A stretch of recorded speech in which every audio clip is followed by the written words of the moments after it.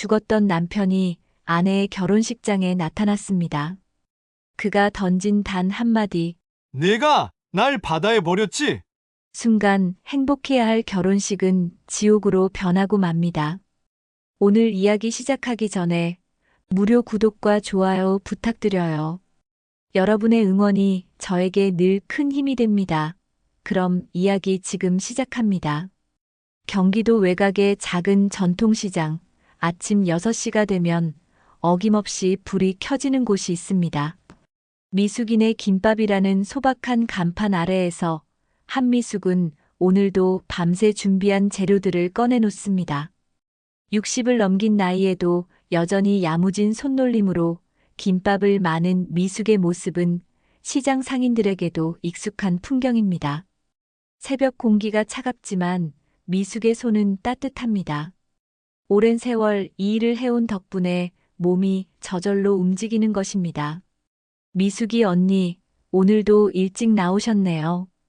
옆 가게 과일상 사장이 인사를 건네자 미숙은 환한 미소로 답합니다. 그래야죠. 손님들이 기다리시는데요. 하지만 그 미소 뒤로 스며드는 쓸쓸함을 아는 사람은 많지 않습니다. 7해 전 남편 정해철이 바다에서 실종된 후로 미숙은 단 한 번도 가게 문을 늦게 연 적이 없습니다. 바쁘게 움직이지 않으면 생각이 너무 많아지기 때문입니다. 특히 해철과 함께 보낸 추억들이 자꾸만 떠오르는 것이 힘듭니다. 해철은 평생 바다와 함께 살아온 사람이었습니다. 젊은 시절부터 고기잡이 배를 타며 가족을 위해 열심히 일했죠. 험한 바다를 오가면서도 항상 웃음을 잃지 않았던 남자였습니다. 미수가 바다가 우리 밥벌이를 책임져 주는데 고마워해야지. 해철이 자주 하던 말이었습니다. 그런 해철이 7해 전 그 바다에서 영영 돌아오지 못하게 될 줄은 아무도 몰랐습니다. 점심시간이 되자 단골 손님들이 하나둘 모여듭니다. 공사장에서 일하는 아저씨들, 시장 상인들, 그리고 가끔 들르는 학생들까지. 사장님, 김밥 하나 싸주세요. 국물은 따뜻하게 해주시고요. 주문이 들어올 때마다 미숙의 손은 바삐 움직입니다. 김을 펴고 밥을 올리고 속재료를 넣는 모든 과정이 마치 춤을 추듯 자연스럽습니다. 이 절절한 손맛으로 혼자서도 꿋꿋하게 버텨온 것입니다. 손님들도 미숙의 정성을 알기에 다른 곳으로 가지 않습니다. 사장님, 김밥은 정말 엄마 손맛이에요. 자주 오는 대학생이 말합니다. 고맙습니다. 정성껏 만드니까 그런가 봐요. 미숙이 답하면서도 마음 한구석이 짠해집니다. 엄마 손맛이라는 말이 새삼 와닿는 것입니다. 유나가 어렸을 때는 해철과 함께 이런 손맛으로 김밥을 만들어줬는데 이제는 혼자서 모든 것을 감당해야 합니다. 그래도 손님들이 맛있게 먹는 모습을 보면 보람을 느낍니다. 오후 3시쯤 딸 정유나가 가게에 들어섭니다. 35이 된 유나는 결혼 후에도 종종 어머니를 찾아옵니다. 특히 요즘 들어서는 더욱 자주 오는 것 같습니다. 엄마, 오늘 좀 한가하시죠? 유나의 표정이 평소와 다릅니다. 뭔가 중요한 이야기를 하려는 듯한 조심스러운 기색이 역력합니다. 왜 그래, 유나야? 무슨 일 있어? 미숙이 물으면서도 마음 한편으로는 이미 짐작하고 있습니다. 요즘 유나가 자주 꺼내는 그 이야기 말입니다. 엄마, 박상도 사장님 말씀이요. 유나가 조심스럽게 운을 뗍니다. 박상도는 이 동네에서 작은 건설업을 하는 사업가로 평판도 좋고 경제적으로도 안정된 사람입니다. 나이는 60대 중반으로 미숙과 비슷하고 몇 년 전에 아내를 잃고 혼자 지내고 있습니다. 몇 달 전부터 미숙에게 관심을 보이며 꾸준히 접근해 왔습니다. 처음에는 김밥을 사러 오는 손님이었는데 점점 대화를 나누게 되고 자연스럽게 가까워진 것입니다. 진짜 좋으신 분 같아요. 엄마도 이제 새로운 삶을 살아야 한다고 생각해요. 유나의 목소리에는 간절함이 묻어납니다. 혼자서 힘겹게 살아가는 어머니를 보는 것이 마음 아픈 것입니다. 유나 역시 결혼해서 자신의 가정이 있지만 어머니가 홀로 지내는 모습을 볼 때마다 안타까웠습니다. 박 사장님이 엄마를 정말 좋아하신다고 하더라고요. 진심으로요. 미숙은 잠시 손을 멈추고 창밖을 바라봅니다. 시장 골목 사이로 스며드는 오후 햇살이 따뜻하지만 가슴 한구석은 여전히 차갑습니다. 7회라는 시간이 흘렀지만 해철에 대한 그리움은 여전히 선명합니다. 하지만 동시에 현실적인 외로움도 무시할 수 없습니다. 밤마다 혼자 지내는 적막함, 아플 때 돌봐줄 사람이 없는 막막함, 그리고 무엇보다 대화할 상대가 없는 쓸쓸함까지. 유나야, 엄마는 아직, 엄마 아빠는 돌아가셨어요. 사망 신고까지 마친 지도 벌써 몇 년이 됐잖아요. 유나의 말이 단호합니다. 정해철은 7회 전 고기잡이 나갔다가 바다에서 실종됐고 시신조차 찾지 못한 채 법정 사망 처리가 됐습니다. 당시 해경에서 며칠간 수색 작업을 벌였지만 해철의 흔적은 찾을 수 없었습니다. 폭풍이 몰아친 날이었고 배도 부서진 채로 발견됐습니다. 박상도 사장님이 예식장도 조용한 곳으로 알아보셨대요. 화려하게 하자는 게 아니라 그냥 소박하게만 하자고 하시더라고요. 유나가 계속 설득합니다. 미숙의 마음도 조금씩 흔들립니다. 박상도는 정말 좋은 사람 같았습니다. 항상 예의 바르고 따뜻하게 대해주었고 미숙이 힘들어할 때마다 든든한 지원을 아끼지 않았습니다. 가게 일이 바쁠 때는 직접 도움을 주기도 했고 아플 때는 병원까지 데려다 주기도 했습니다. 미숙은 마음속으로 해철에게 말을 겁니다. 여보, 미안해. 이제 정말 보낼 때가 된 것 같아. 7회 동안 기다렸는데 이제는 현실을 받아들여야 할 것 같아. 그리고 속으로 생각합니다. 외로움도 죄라면 난 오래 벌 받았지. 이번엔 웃을 수 있을까? 유나의 말처럼 새로운 시작을 해보는 것도 나쁘지 않을 것 같습니다. 해철도 미숙이 혼자 외롭게 지내는 것을 원하지 않을 테니까요. 마침내 미숙은 고개를 끄덕입니다. 알겠다, 유나야. 엄마도 한번 용기를 내볼게. 유나의 얼굴이 환해집니다. 정말요, 엄마. 박상도 사장님이 얼마나 기뻐하실까요? 이렇게 해서 한미숙의 재혼이 결정됩니다. 조용한 예식장에서 소수의 가족과 지인들만 모인 가운데 새로운 시작을 하기로 한 것입니다. 화려하지 않더라도 진심이 담긴 결혼식을 올리기로 했습니다. 저녁이 되어 가게 문을 닫고 집으로 돌아가는 길 미숙은 하늘을 올려다봅니다. 별들이 하나둘 나타나기 시작하는 초저녁 하늘 아래에서 미숙은 조용히 중얼거립니다.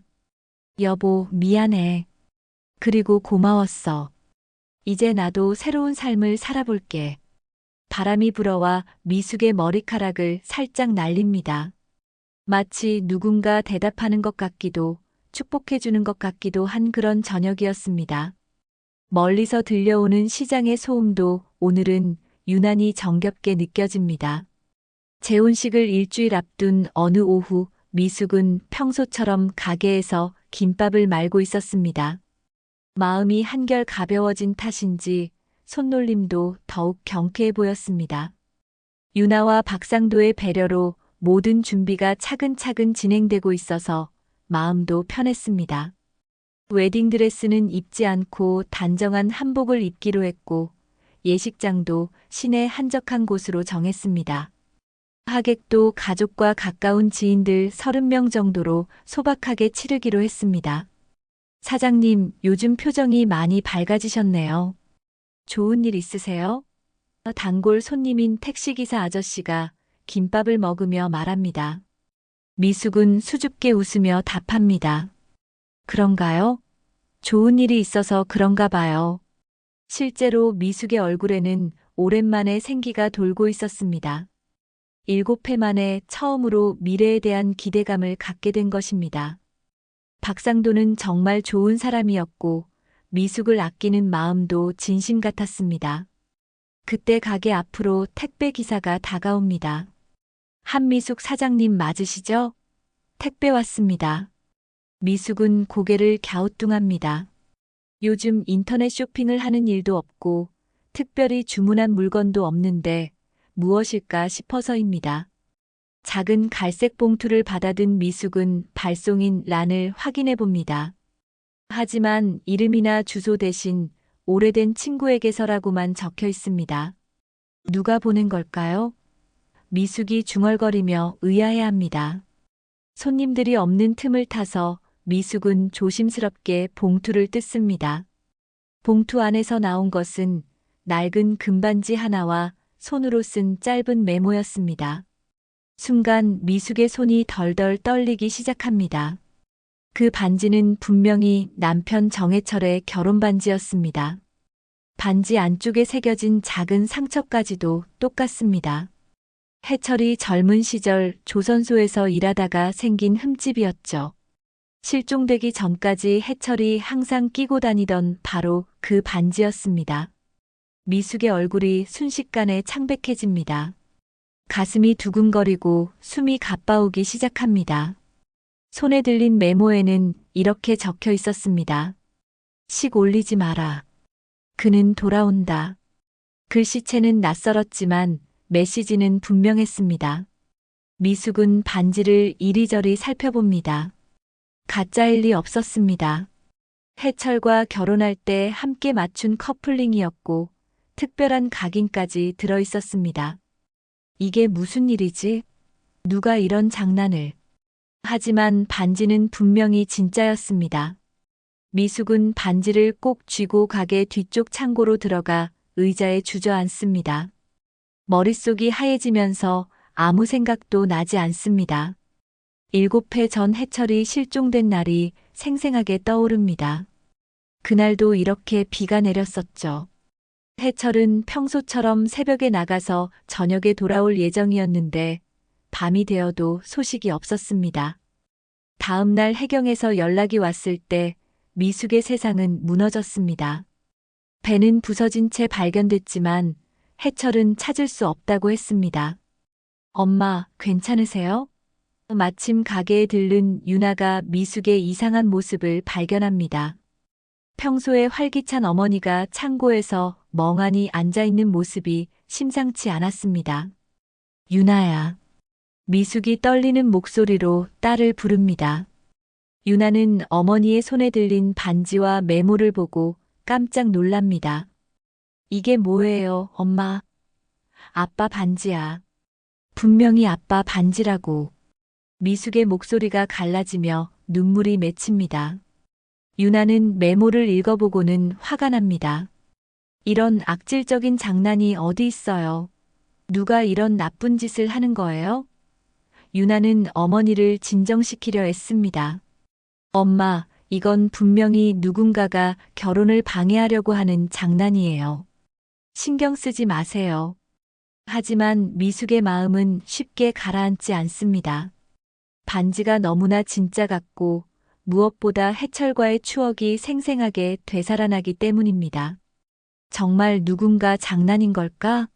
아니면 유나는 어머니의 심정을 이해하면서도 걱정이 됩니다. 이제야 새로운 삶을 시작하려는 참에 이런 일이 생기다니요.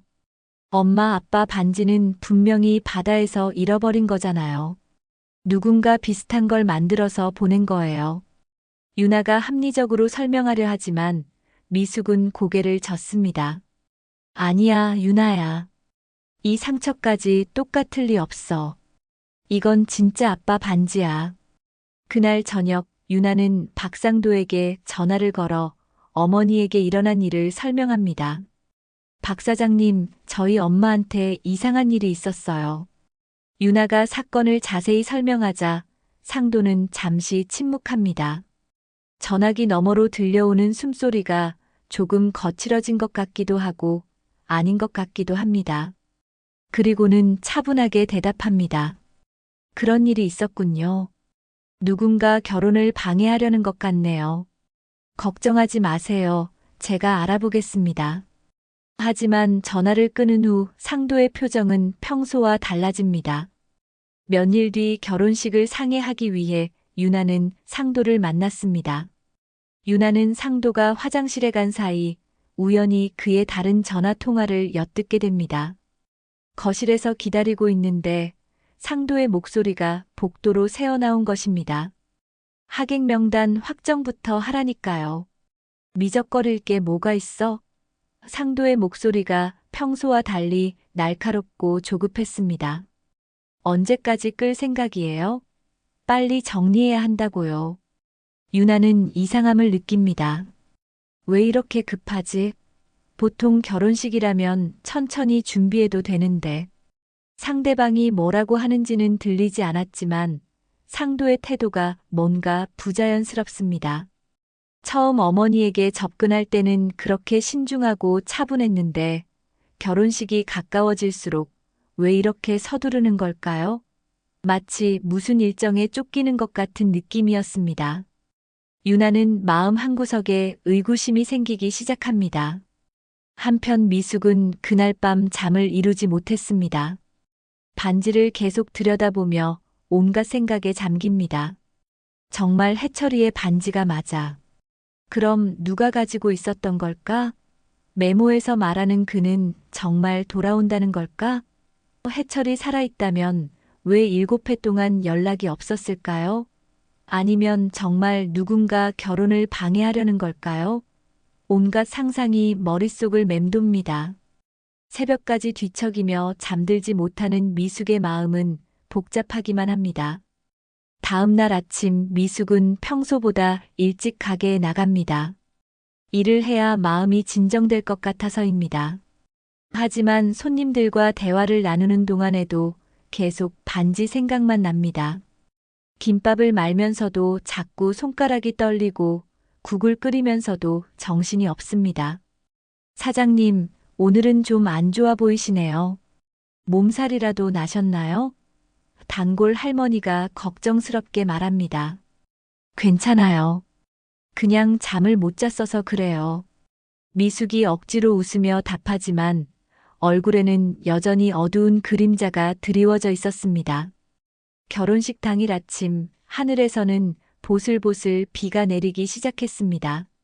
미숙은 새벽부터 잠이 깨어 창밖을 바라보며 복잡한 심정에 잠겼습니다. 일주일 전 받은 그 반지와 메모 때문에 마음이 계속 어수선했지만 오늘만큼은 새로운 시작에 집중하려고 애썼습니다. 해철아, 오늘 나를 축복해줘. 이제 정말 새로운 삶을 살아볼게. 미숙은 속으로 남편에게 인사를 건넸습니다. 예식장은 시내 한적한 곳에 위치한 작은 웨딩홀이었습니다. 유나가 정성껏 골라준 곳으로 화려하지는 않지만 따뜻하고 아늑한 분위기였습니다. 하객들도 가족과 가까운 지인들 30명 정도로 소박했습니다.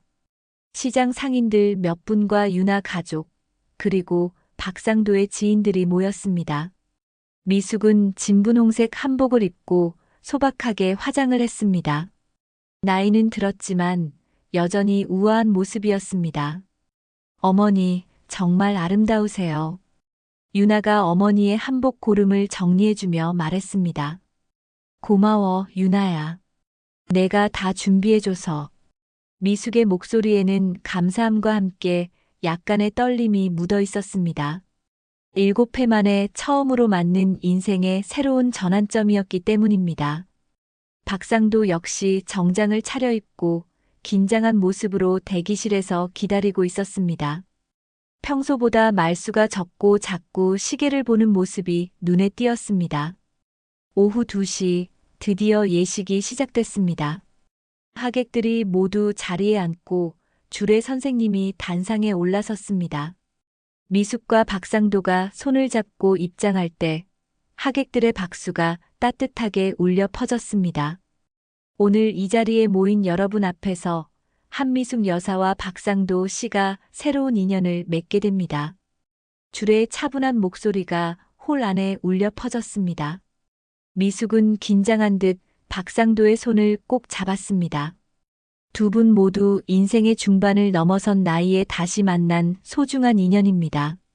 젊은 사랑과는 다른 성숙하고 깊이 있는 사랑으로 서로를 위로하고 의지하시길 바랍니다. 주례의 말이 이어지는 동안 미숙은 마음속으로 해철을 떠올렸습니다. 여보, 미안해. 하지만 이제 정말 혼자는 힘들어. 눈가에 살짝 눈물이 맺혔지만 금세 닦아냈습니다. 오늘만큼은 웃는 모습을 보이고 싶었기 때문입니다. 그럼 이제 서약을 하시겠습니다. 박상도 씨부터 먼저 서약해 주십시오. 주례가 박상도를 바라보며 말했습니다.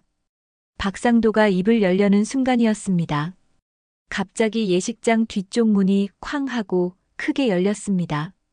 하객들이 모두 뒤를 돌아보는 가운데 비에 젖은 채로 절뚝거리며 걸어 들어오는 사내가 있었습니다.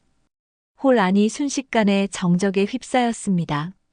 그 사내는 머리가 반백이 되었고 얼굴에는 깊은 주름이 패여 있었습니다. 옷도 낡고 초라했지만 걸음걸이와 체격에서 어딘지 익숙한 느낌이 들었습니다. 사내가 천천히 앞으로 걸어오면서 미숙을 바라봅니다. 그 순간 미숙의 얼굴이 하얗게 질렸습니다. 왼쪽 눈썹 위에 작은 흉터, 오른손 검지에 굳은 살, 그리고 무엇보다 그 눈빛까지. 모든 것이 기억 속의 그 사람과 똑같았습니다. 미숙아, 나야. 정해철이야. 사내가 떨리는 목소리로 말했습니다. 홀 안의 모든 사람들이 숨을 죽였습니다. 미숙의 손에서 들고 있던 꽃다발이 바닥에 떨어졌습니다. 해철, 해철이. 미숙이 믿을 수 없다는 듯 중얼거렸습니다. 7해 전 바다에서 실종된 남편이 지금 자신의 재혼식장에 나타난 것입니다. 이런 일이 현실에서 일어날 수 있을까요? 박상도의 얼굴이 순식간에 굳어졌습니다. 평소의 온화한 표정은 온데간데 없고 차가운 분노가 스며들기 시작했습니다. 보아는 뭐 하는 거야? 저 사람 당장 끌어내. 박상도가 예식장 직원들을 향해 소리쳤습니다. 하지만 직원들도 당황한 나머지 어떻게 해야 할지 몰라 우왕좌왕했습니다. 이런 상황은 처음 겪는 일이었기 때문입니다. 해철은 박상도를 똑바로 바라보며 거친 숨을 몰아쉬었습니다. 오랜 시간 고생한 흔적이 얼굴 곳곳에 새겨져 있었지만 눈빛만은 여전히 예전의 그 사람이었습니다. 박상도, 내가 나를 바다에 버렸지. 해철의 말에 홀 안이 다시 한번 술렁였습니다. 하객들은 무슨 말인지 이해하지 못한 채 서로 눈치만 보고 있었습니다. 유나는 아버지의 모습에 놀라 말을 잇지 못했습니다. 뭔 소리를 하는 거야? 당신 누구야? 박상도가 큰 소리로 반박했습니다. 하지만 그의 목소리에는 당황과 분노가 섞여 있었습니다. 7해 전에 죽었다던 사람이 갑자기 나타나서 무슨 헛소리를 하는 거야. 박상도의 반응이 너무 격렬해서 오히려 더 의심스러워 보였습니다. 평소 차분하고 신중한 성격과는 전혀 다른 모습이었습니다. 미숙은 해철과 박상도 사이에서 어떻게 해야 할지 몰라 당황했습니다. 분명 7해 전에 죽었다고 생각했던 남편이 살아서 나타났는데 지금 새로운 남편과 결혼식을 올리는 중이었습니다. 이런 상황을 어떻게 받아들여야 할까요? 하객들도 무슨 일인지 몰라 웅성거리기 시작했습니다. 저 사람이 정말 남편이에요? 7해 전에 죽었다고 하지 않았나? 수군거리는 소리가 여기저기서 들려왔습니다. 해철은 미숙에게 다가가려 했지만 다리를 절어서 힘들어했습니다. 미숙아, 늦어서 미안해. 기억을 되찾는데 너무 오래 걸렸어. 해철의 목소리에는 그리움과 미안함이 가득했습니다. 미숙을 향한 애틋한 시선은 예전과 똑같았습니다. 하지만 미숙은 쉽게 다가가지 못했습니다. 7해라는 시간과 지금의 상황이 너무나 복잡했기 때문입니다. 주례 선생님이 당황해서 마이크를 내려놓았습니다. 이런 상황은 처음이네요. 잠시 예식을 중단하고 상황을 정리해야겠습니다. 하객들 사이에서는 술렁거림이 더욱 커졌습니다. 어떤 이는 핸드폰으로 사진을 찍기 시작했고, 어떤 이는 이런 상황이 불편해서 자리를 뜨려 했습니다. 예식장은 순식간에 아수라장이 되어버렸습니다. 유나가 마침내 정신을 차리고 앞으로 나섰습니다. 잠깐만요. 모두 진정하세요. 유나의 목소리가 홀 안에 울려 퍼졌습니다. 일단 조용한 곳에서 이야기를 나누죠. 여기서 이러면 안 되잖아요. 유나의 제안에 모두가 고개를 끄덕였습니다. 이런 중요한 이야기를 하객들 앞에서 할 수는 없었기 때문입니다. 예식장 대기실로 자리를 옮기기로 했습니다. 예식장 대기실로 자리를 옮긴 네 사람의 분위기는 무겁기만 했습니다. 미숙은 의자에 앉아 해철을 바라보며 여전히 믿기지 않는다는 표정이었습니다. 7회 동안 죽었다고 생각했던 남편이 눈앞에 있다는 것이 꿈만 같았습니다. 해철은 낡은 옷을 입고 있었지만 분명히 그 사람이 맞았습니다. 목소리도 손짓도 심지어 말하는 버릇까지 모든 것이 기억 속의 해철과 똑같았습니다. 유나는 아버지라고 부르기에는 너무나 많이 변한 해철의 모습에 당황했습니다. 머리는 반백이 되었고 얼굴에는 깊은 주름이 패여 있었습니다. 무엇보다 왼쪽 다리를 절뚝거리는 모습이 안타까웠습니다. 아빠, 정말 아빠예요? 유나가 조심스럽게 물었습니다. 유나야, 많이 컸구나. 미안해. 아빠가 너무 늦게 돌아와서. 해철의 목소리에는 딸에 대한 그리움이 가득했습니다. 박상도는 팔짱을 낀 채 차갑게 해철을 바라보고 있었습니다. 예식장에서의 당황한 모습과는 달리 이제는 냉정함을 되찾은 것 같았습니다. 도대체 무슨 일인지 설명해 보세요. 7회 전에 바다에서 실종되어 사망 신고까지 마친 사람이 갑자기 나타나서 무슨 말을 하는 거예요? 박상도의 목소리는 날카로웠습니다. 마치 해철을 의심하고 있다는 듯한 어조였습니다.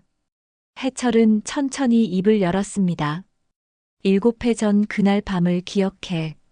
박상도, 내가 내 배에 사람을 보냈지. 해철의 목소리는 거칠었지만 확신에 차 있었습니다. 폭풍이 몰아치는 날이었어. 평소라면 배를 띄우지 않았을 텐데 내가 급하다고 해서 나갔거든. 해철이 말을 이어갔습니다. 그런데 바다 한가운데서 갑자기 엔진이 꺼졌어. 전기도 나가고. 미숙이 숨을 죽이며 해철의 말을 들었습니다. 그날 밤의 기억이 생생했습니다. 해철은 평소보다 늦게 나갔고 폭풍주의보가 내린 상황이었습니다. 여보, 오늘은 위험하니까 내일 나가면 안 될까? 미숙이 말렸지만 해철은 급한 일이 있다며 나갔던 것입니다. 박상도가 급하다고 했어. 중요한 물건을 운반해달라고. 해철이 그때를 회상하며 말했습니다. 배가 표류하기 시작했을 때 구조선이 왔어. 하지만 그 사람들이 나를 구하려는 게 아니었어. 해철의 눈빛이 어두워졌습니다. 오히려 물에 밀어 넣으려고 했거든. 필사적으로 저항했지만 결국 바다에 떨어졌어. 그때 머리를 크게 다쳤고 해철이 자신의 이마를 가리키며 말했습니다. 그곳에는 길고 깊은 상처 자국이 남아 있었습니다. 박상도가 콧웃음을 쳤습니다. 말도 안 되는 소리네요. 그런 일이 있었다면 왜 지금까지 나타나지 않았어요?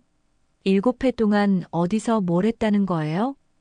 박상도의 반박이 날카로웠습니다. 그리고 증거는 있어요? 그저 말만으로는 누구도 믿지 않을 텐데. 박상도가 해철을 의심스럽게 바라보며 말했습니다. 해철은 고개를 떨구었습니다. 기억을 잃었었어. 머리를 다쳐서 오랫동안 기억이 없었거든. 해철의 목소리가 작아졌습니다. 깨어나 보니 먼 지방의 작은 병원이었어. 내 이름도 집도 가족도 모든 걸 잊어버린 채로 해철이 힘겹게 말을 이어갔습니다. 병원에서는 신원불명 환자라고 했어. 몇 개월 치료받고 나서도 기억이 돌아오지 않았지. 그래서 병원 근처에서 막노동을 하며 지냈어. 건설 현장에서, 농장에서, 공장에서 닥치는 대로 일했지. 해철의 손을 보니 굳은 살이 두껍게 박여 있었습니다. 가끔 꿈에서 누군가 부르는 소리가 들렸어. 미수가, 유나야 하고. 하지만 그게 누군지 알 수가 없었거든. 해철의 목소리에는 그동안의 고통이 묻어 있었습니다. 유나가 눈물을 글썽이며 물었습니다. 그럼 언제 기억이 돌아온 거예요? 한 달 전쯤이었어. 텔레비전에서 이 지역 뉴스를 보는데 갑자기 모든 게 떠오르는 거야. 해철이 유나를 바라보며 말했습니다. 우리 집, 가게, 그리고 무엇보다 너희들 얼굴이 선명하게 기억났어. 그래서 급하게 여기까지 온 거야. 박상도는 여전히 의심스럽다는 표정을 지었습니다. 그렇다고 해도 제가 당신을 해쳤다는 건 말이 안 되죠. 전 그냥 평범한 사업가예요. 왜 제가 당신을 해쳐야 하죠? 박상도가 자신의 결백을 주장했습니다. 오히려 보험금을 노린 사기 같은데요. 사망보험금으로 미숙 씨가 장사를 버텼잖아요. 미숙의 얼굴이 창백해졌습니다. 실제로 해철의 사망보험금으로 어려운 시기를 버텨낸 것이 사실이었기 때문입니다. 그건 미숙이 말을 하려다 멈췄습니다. 해철이 미숙을 바라보며 말했습니다. 미숙아, 괜찮아. 내가 살아야 했으니까. 나도 이해해. 해철의 말에는 원망보다는 이해와 사랑이 담겨 있었습니다. 그때 유나가 조용히 가방에서 무언가를 꺼냈습니다. 작은 USB 하나였습니다. 이게 뭐예요, 유나야? 미숙이 물었습니다. 오늘 아침에 집 앞에서 발견했어요. 익명으로 온 거예요. 유나가 USB를 들어 보이며 말했습니다. 메모가 함께 있었는데 진실을 원하면 틀어보라고 적혀 있었어요. 박상도의 표정이 순간 굳어졌습니다. 그런 의심스러운 물건을 왜 가져왔어요? 누군가 조작한 걸 수도 있잖아요. 박상도가 당황한 듯 말했습니다. 그런 걸 함부로 믿으면 안 되죠. 하지만 그의 목소리에는 평소와 다른 긴장감이 묻어 있었습니다. 마치 USB 안에 뭔가 중요한 내용이 들어있을까봐 두려워하는 것 같았습니다. 해철이 USB를 바라보며 말했습니다. 한번 봐도 되겠어? 혹시 그날 밤의 진실이 담겨 있을지도 몰라. 미숙도 고개를 끄덕였습니다. 그래, 봐보자. 뭔지 알아야겠어. 유나가 대기실에 있던 노트북을 가져와 USB를 연결했습니다. 네 사람 모두 숨을 죽이며 화면을 바라봤습니다. 과연 USB 안에는 어떤 내용이 들어있을까요? 화면이 켜지자 모두의 얼굴이 긴장으로 굳어졌습니다. 이 USB가 모든 진실을 밝혀줄 열쇠가 될 것 같았기 때문입니다. 노트북 화면이 켜지자 USB 안에는 여러 개의 영상 파일이 들어있었습니다. 파일명은 모두 날짜로 되어 있었는데 그중 하나가 7회 전 해철이 실종된 바로 그날 날짜였습니다. 유나가 떨리는 손으로 그 파일을 클릭했습니다. 이게 그날 영상인 것 같아요. 유나의 목소리도 긴장으로 떨렸습니다. 네 사람 모두 숨을 죽이며 화면을 바라봤습니다. 영상이 시작되자 항구의 CCTV 화면이 나타났습니다. 화질은 선명하지 않았지만 충분히 알아볼 수 있을 정도였습니다. 시간은 그날 오후 3시경을 가리키고 있었습니다. 해철이 평소 사용하던 배가 부두에 정박해 있는 모습이 보였습니다. 잠시 후 한 남자가 무거운 공구 상자를 들고 배에 접근하는 모습이 화면에 잡혔습니다. 그 남자의 얼굴은 명확하게 보이지 않았지만 체격과 걸음걸이가 낯익었습니다. 박상도의 얼굴이 점점 굳어져 갔습니다. 화면 속의 남자가 공구상자를 배에 옮겨 싣는 동안 계속 주변을 경계하는 모습을 보였습니다. 마치 누군가에게 들키면 안 되는 일을 하고 있다는 듯한 행동이었습니다. 저 사람이 누구죠? 미숙이 물었지만 아무도 대답하지 않았습니다. 박상도는 입술을 꽉 다물고 화면을 바라보고 있었습니다. 영상은 계속 이어졌습니다. 저녁 6시경 해철이 배에 올라타는 모습이 나왔습니다. 평소보다 늦은 시간이었습니다. 해철은 뭔가 서두르는 듯한 모습으로 배를 출항시켰습니다. 그리고 오후에 공구상자를 실었던 그 남자도 함께 배에 탔습니다. 아빠가 혼자 나간 게 아니었구나. 유나가 중얼거렸습니다. 해철은 그동안 혼자 배를 타고 나갔다고 생각했었는데 말입니다. 가장 충격적인 장면은 밤 11시경에 벌어졌습니다. 먼 바다에서 촬영된 것으로 보이는 영상이었는데 배의 불빛이 갑자기 꺼지는 모습이 담겨 있었습니다. 그리고 잠시 후 다른 배 한 척이 접근하는 것이 보였습니다. 화질이 좋지 않아 자세한 상황은 알 수 없었지만 분명히 계획적인 일이었다는 것을 알 수 있었습니다. 해철이 말했던 그 상황과 정확히 일치했습니다. 해철이 주먹을 꽉 쥐며 말했습니다. 맞아, 바로 이거야. 그때 이런 일이 있었어. 해철의 목소리는 분노로 떨렸습니다. 배가 갑자기 고장난 게 아니라 누군가 일부러 그렇게 만든 거였어. 해철이 박상도를 째려보며 말했습니다. 내가 보낸 그 사람이 내 배를 조작한 거지. 해철의 기억과 영상이 일치하면서 진실이 서서히 드러나고 있었습니다. 박상도는 당황하면서도 끝까지 부인했습니다. 이런 영상이 증거가 될 수 있나요? 화질도 안 좋고 얼굴도 제대로 안 보이잖아요. 박상도가 목소리를 높이며 반박했습니다. 누군가 저를 함정에 빠뜨리려고 조작한 영상일 수도 있어요. 요즘 기술로는 얼마든지 가능하잖아요. 하지만 그의 목소리에는 확신이 부족했습니다. 오히려 더욱 의심스러워 보였습니다. 유나가 다른 파일들을 확인해 보았습니다. 그 중에는 박상도의 사무실에서 촬영된 것으로 보이는 영상도 있었습니다. 날짜를 보니 해철이 실종되기 일주일 전이었습니다. 박상도가 누군가와 전화 통화를 하는 모습이 담겨 있었습니다. 음성은 들리지 않았지만 박상도가 뭔가 급박한 상황을 논의하고 있다는 것을 알 수 있었습니다. 책상 위에는 여러 서류들이 펼쳐져 있었습니다. 이 영상들은 도대체 누가 찍은 거예요? 미숙이 의아해했습니다. 항구의 CCTV는 그렇다 치더라도 박상도의 사무실까지 촬영한 사람이 있다는 것이 이상했습니다. 누군가 오래전부터 이 일을 지켜보고 있었던 것 같아요. 유나가 말했습니다. 그리고 이제서야 진실을 밝히려는 거죠. 박상도가 갑자기 자리에서 일어났습니다.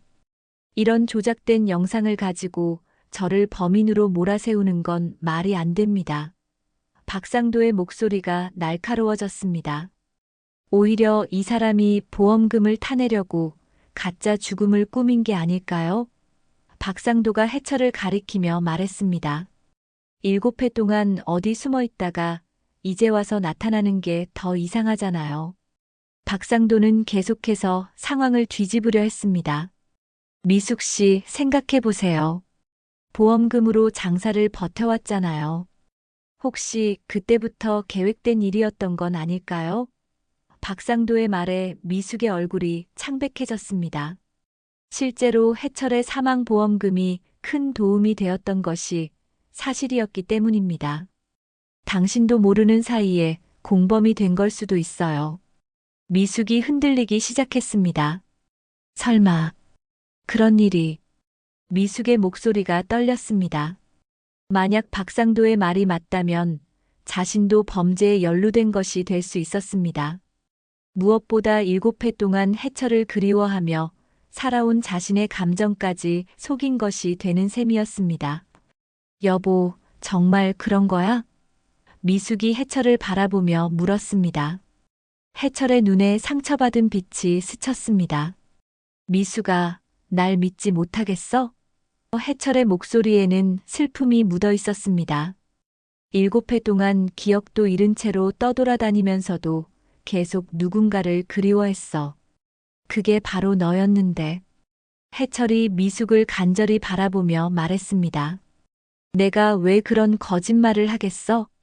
바로 그때 예식장 밖에서 소란스러운 소리가 들려왔습니다. 하객들이 웅성거리는 소리와 함께 언론사 사람들이 몰려오는 것 같았습니다. 기자들이 온 것 같아요. 유나가 창밖을 내다보며 말했습니다. 누군가 이 상황을 언론에 제보한 모양이었습니다. 이렇게 되면 더 복잡해져요. 상황은 점점 걷잡을 수 없이 커져가고 있었습니다. 박상도가 시계를 보더니 급하게 말했습니다. 일단 여기서 나가야 해요. 언론에 노출되면 안 되잖아요. 박상도가 출구 쪽을 바라보며 말했습니다. 하지만 해철이 박상도의 팔을 붙잡았습니다. 도망가려고? 아직 할 말이 남았는데. 해철의 눈빛이 차갑게 변했습니다. 내가 왜 그런 일을 했는지 꼭 알아내고 말겠어. 미숙은 두 남자 사이에서 어떻게 해야 할지 몰라 당황했습니다. 한쪽은 7회를 그리워한 남편이고 다른 한쪽은 새로운 시작을 약속한 사람이었습니다. 그런데 이제 둘 중 하나는 거짓말을 하고 있다는 것이 분명했습니다. 과연 누구를 믿어야 할까요? 진실은 무엇일까요? 바로 그때 예식장 문이 벌컥 열리며 한 할머니가 급하게 들어왔습니다. 시장에서 과일 가게를 운영하는 오봉자였습니다.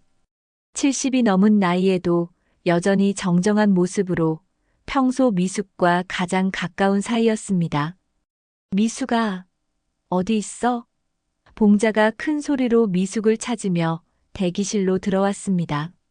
숨이 차서 가쁘게 숨을 몰아쉬고 있었습니다. 봉자 언니, 왜 이러세요? 미숙이 놀라며 봉자에게 다가갔습니다. 봉자는 잠시 숨을 고르더니 박상도를 똑바로 바라봤습니다. 미숙아, 더 이상 숨길 수 없겠어. 그동안 내 눈치를 봐서 말 못했는데 이제는 말해야겠다. 봉자의 목소리에는 결연한 의지가 담겨 있었습니다. 무언가 중요한 이야기를 하려는 것 같았습니다. 무슨 말씀이세요, 봉자 언니? 미숙이 의아해했습니다. 봉자는 박상도를 가리키며 말했습니다. 그날 밤 7회 전 해철이가 실종된 바로 그날 밤 말이야. 봉자가 말을 이어갔습니다. 나는 봤어. 박상도가 해철이 사무실에서 뭔가를 들고 나오는 걸 말이야. 박상도의 얼굴이 순간 굳어졌습니다. 뭘 보셨다는 거예요? 박상도가 당황하며 물었습니다. 봉자는 흔들리지 않는 목소리로 대답했습니다. 회사 장부를 들고 달아나는 걸 봤다고. 그것도 새벽 2시에 말이야. 봉자의 증언에 모든 사람이 숨을 죽였습니다. 평소 같으면 그냥 넘어갔을 텐데 해철이가 실종됐다는 소식을 들으니까 이상해서 계속 기억에 남아 있었어. 해철이 흥분하며 말했습니다. 장부. 그래, 바로 그거야. 해철의 목소리가 떨렸습니다. 내가 찾고 있던 게 바로 회사 장부였어. 박상도가 우리 회사 돈을 빼돌린다는 제보를 받았거든. 해철이 그때의 상황을 설명하기 시작했습니다. 그래서 증거를 찾으려고 했는데 박상도가 먼저 나를 제거하려 한 거였어. 박상도는 여전히 부인했습니다. 말도 안 되는 소리예요. 할머니가 나이가 드셨는데 착각하신 거 아닐까요? 박상도가 봉자를 무시하듯 말했습니다. 새벽 2시에 정확히 뭘 봤다는 거예요? 어두운데 제대로 보셨을 리 없잖아요. 하지만 봉자는 흔들리지 않았습니다. 내가 늙긴 했어도 눈은 멀쩡하다. 가로등 불빛에 내 얼굴이 환히 보였어. 유나가 봉자에게 물었습니다. 봉자 할머니, 왜 그때 말씀하지 않으셨어요? 봉자가 한숨을 쉬며 답했습니다. 증거도 없고 게다가 박상도가 이 동네에서 힘 있는 사람이잖아. 괜히 말했다가 우리 미숙이만 피해볼까봐 그랬어. 봉자의 말에는 미숙을 걱정하는 마음이 담겨 있었습니다. 그런데 오늘 결혼식 한다는 소식을 듣고 보니 도저히 가만히 있을 수가 없더라고. 봉자가 미숙의 손을 잡으며 말했습니다. 미숙아, 내가 행복해지는 것도 중요하지만 거짓된 행복이어서는 안 되잖아. 봉자의 눈에는 눈물이 맺혔습니다. 해철이가 정말 살아 돌아왔다면 진실을 밝혀야 해.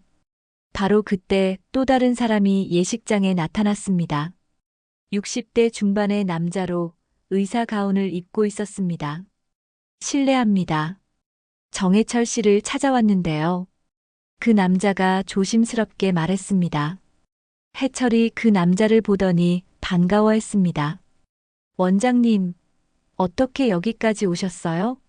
해철이 일어나며 그 남자에게 인사했습니다. 저는 김성호라고 합니다. 시골에서 작은 의원을 운영하고 있어요. 원장이 자신을 소개했습니다. 7해 전 기억을 잃은 채로 제 병원에 실려온 환자가 있었는데 그분이 바로 정해철 씨였습니다. 원장의 증언에 모든 사람이 주목했습니다. 뉴스를 보고 급하게 달려왔어요. 원장이 가방에서 낡은 진료 기록부를 꺼냈습니다. 여기 모든 기록이 남아 있습니다. 당시 정해철 씨는 심한 뇌진탕과 함께 온몸에 상처가 있었어요.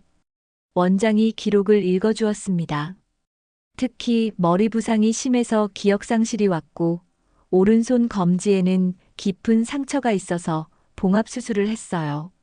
해철이 자신의 오른손을 내밀었습니다. 검지에는 확실히 수술 흔적이 남아 있었습니다. 바로 이 상처입니다. 원장이 해철의 손을 확인하며 말했습니다. 봉합할 때 특별한 실을 사용했는데 이런 패턴은 제가 아니면 할 수 없어요. 원장의 증언으로 해철의 말이 진실임이 더욱 확실해졌습니다. 환자 이름을 모르니까 정씨라고만 불렀어요. 몇 개월 치료받고 퇴원할 때까지 기억이 돌아오지 않았거든요. 원장이 그때를 회상하며 말했습니다. 가끔 꿈에서 누군가를 부르기도 했는데 미숙아, 유나야 하고 말이에요. 미숙의 눈에 눈물이 고였습니다. 해철이 정말 그동안 고생했다는 것을 실감했기 때문입니다.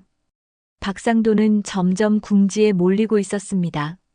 하지만 여전히 끝까지 버텼습니다. 그렇다고 해서 제가 범인이라는 건 말이 안 되죠.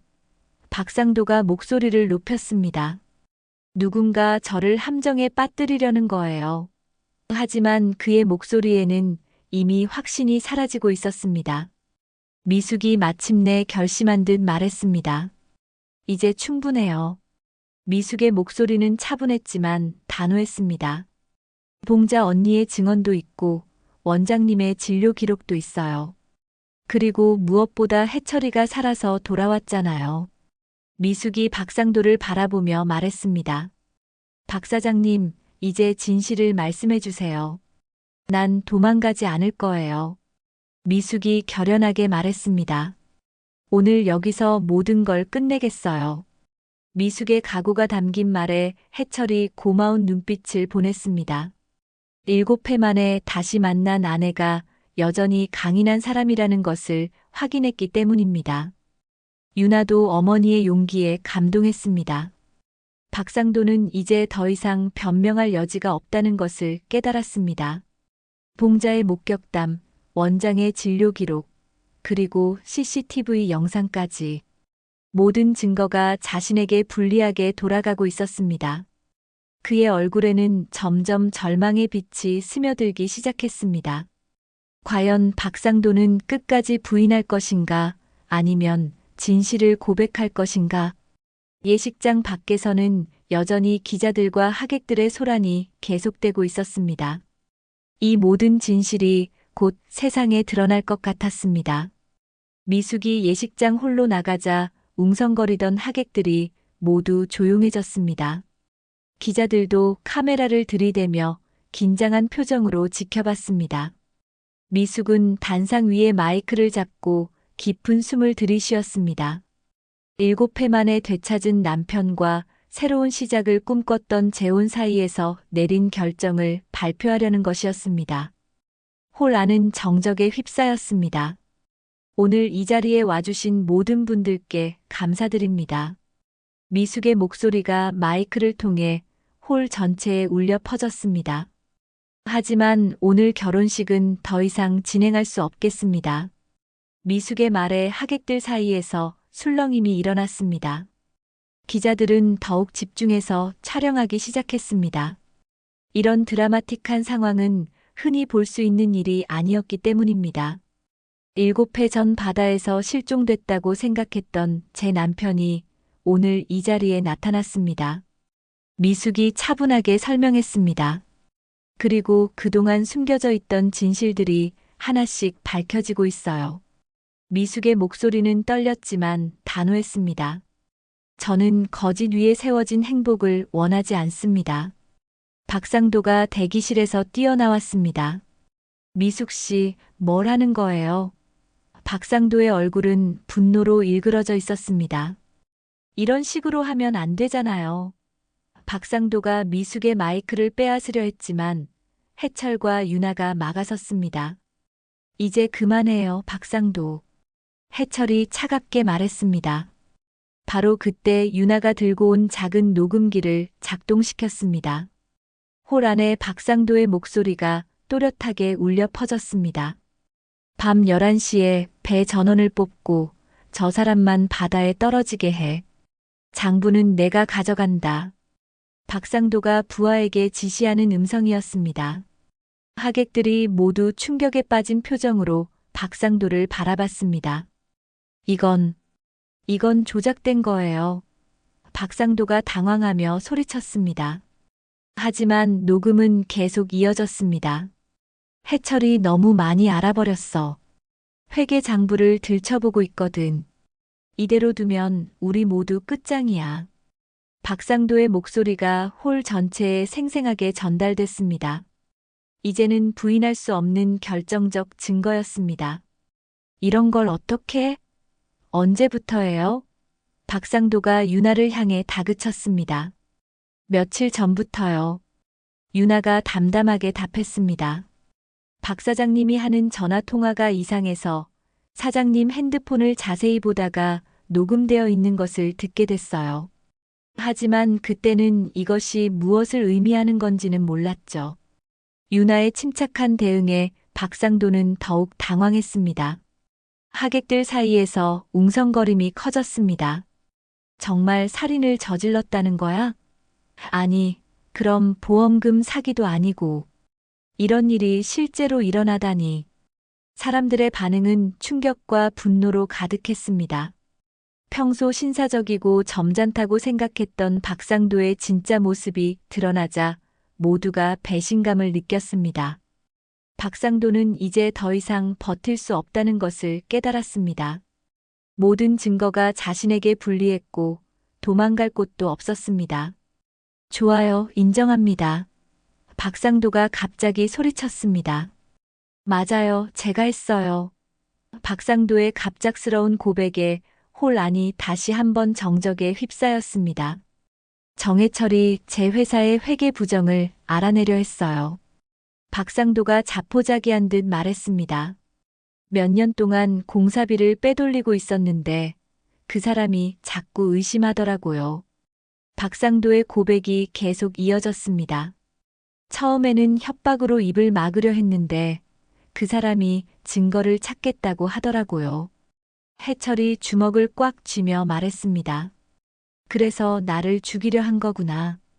해철의 목소리는 분노로 떨렸습니다. 동업자였는데 돈 때문에 친구를 배신한 거야? 해철과 박상도는 젊은 시절부터 함께 사업을 해온 사이였습니다. 그래서 배신감이 더욱 컸습니다. 친구라고요? 박상도가 비웃으며 말했습니다. 당신은 항상 모든 걸 다 가졌잖아요. 좋은 아내, 예쁜 딸, 그리고 사람들의 신뢰까지. 박상도의 목소리에는 오래된 질투와 원망이 묻어 있었습니다. 저는 평생 당신 그늘에서 살아야 했어요. 한 번쯤은 제가 위에 서고 싶었다고요. 미숙이 마이크를 다시 잡고 말했습니다. 박상도 씨, 그 모든 감정은 이해해요. 하지만 사람을 해치는 일은 용서할 수 없어요. 미숙의 목소리는 차분했지만 단호했습니다. 제 남편은 7회 동안 기억도 잃은 채로 떠돌아다녔어요. 그 고통을 생각하면 바로 그때 예식장 입구로 경찰들이 들어왔습니다. 누군가 신고를 한 모양이었습니다. 박상도 씨, 동행해야겠습니다. 경찰이 수갑을 꺼내며 말했습니다. 박상도는 더 이상 저항하지 않았습니다. 모든 것이 끝났다는 것을 알고 있었기 때문입니다. 잠깐만요. 박상도가 경찰에게 끌려가면서 해철을 바라봤습니다. 정해철, 당신이 그날 밤 죽지 않고 살아남은 게 기적이에요. 박상도의 목소리에는 복잡한 감정이 섞여 있었습니다. 하지만 이제 와서 후회한다고 달라질 건 없죠. 해철이 체포되어 가는 박상도를 바라보며 말했습니다. 박상도, 내가 훔친 건 돈만이 아니야. 해철의 목소리는 슬펐습니다. 우리 가족의 7회를 빼앗아 갔어. 그 시간은 다시 돌려받을 수 없다고. 해철의 말에 박상도는 고개를 돌렸습니다. 마지막까지 해철의 눈을 마주보지 못했습니다. 미숙이 다시 마이크를 잡았습니다.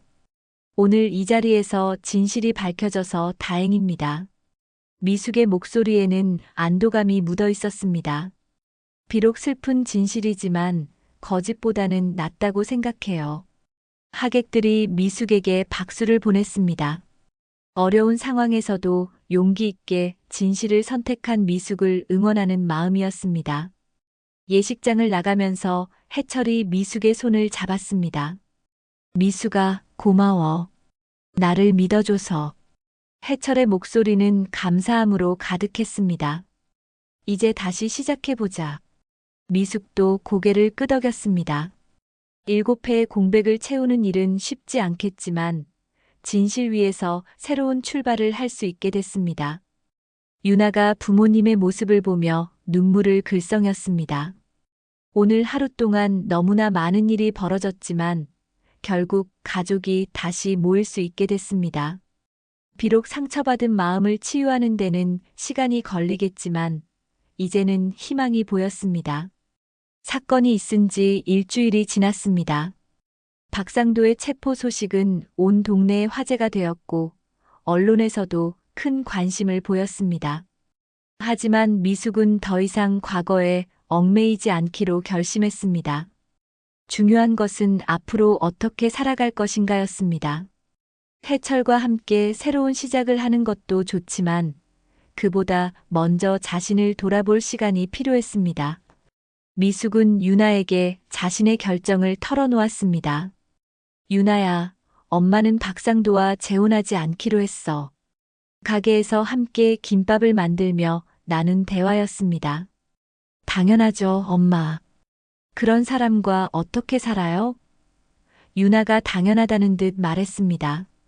그런데 아빠와는 어떻게 하실 거예요? 유나의 질문에 미숙은 잠시 생각에 잠겼습니다. 아빠와도 다시 결혼하지는 않을 거야. 미숙의 대답에 유나가 놀랐습니다. 왜요? 아빠가 돌아오셨는데요. 7회라는 시간이 너무 길었어.